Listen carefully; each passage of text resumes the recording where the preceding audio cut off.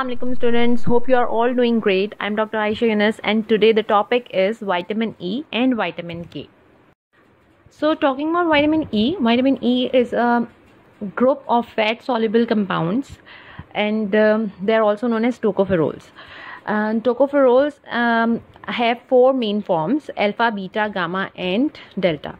And we have tocotrienols, and these are related vitamin E compounds, and they also are found in four forms: alpha, beta, gamma and delta. Out of all these 8 tocopherols and tocotrienols, alpha tocopherol is most active and biologically potent and is effective in humans. These are all the forms of vitamin E, as I told you before: alpha, beta, gamma and delta tocopherol, and alpha, beta, gamma and delta tocotrienols.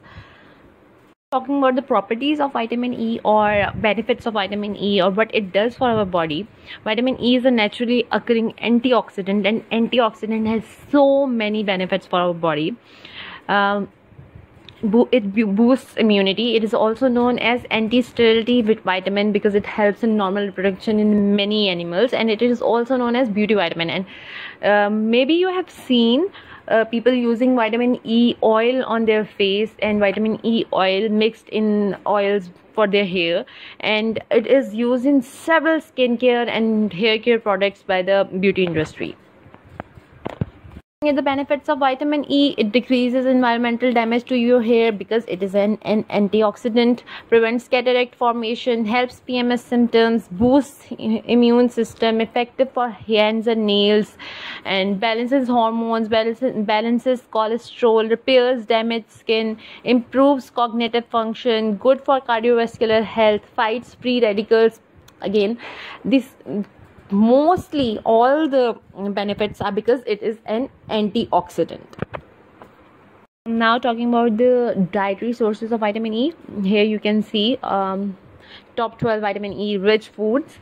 There are spinach and other leafy vegetables are very rich in vitamin E. Nuts like almonds, pine nuts, Brazil nuts, sweet potato, whole grain food and vegetable oil, they are all great rich sources of vitamin E.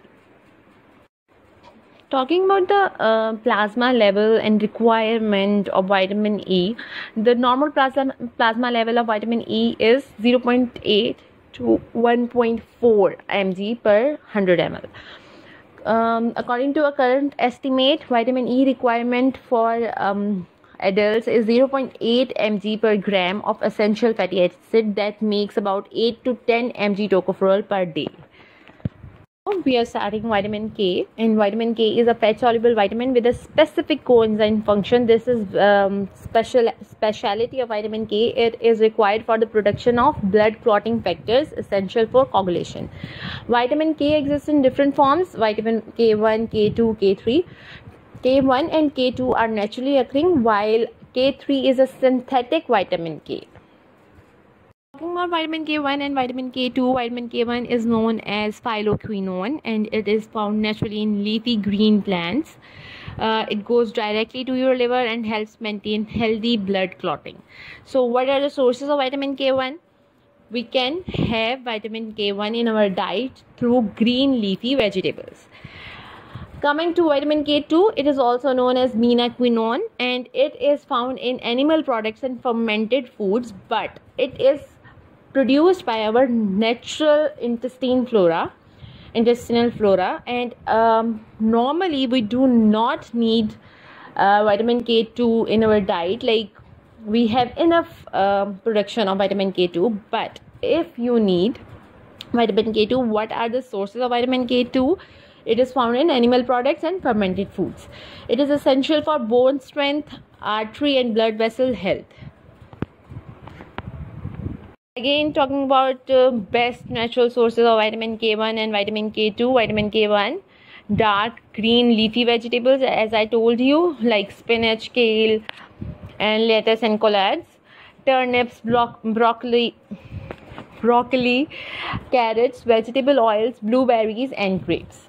And for vitamin K2, we have soybeans, Dairy products like hard cheeses, liver and other organ meats, beef, pork, chicken, egg yolks, fatty fish such as salmon.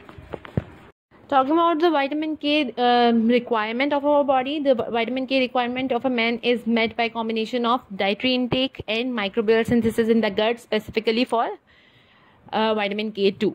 The daily requirement of an adult human body is about 0.3 mg per kg of vitamin K. In vitamin K deficiency, if the body gets deficient of vitamin K, the prothrombin content of blood is markedly decreased and the blood clotting time is considerably prolonged. In newborns, vitamin K deficiency is normal because of the minimal stores of prothrombin at the time of birth and lack of established intestinal flora.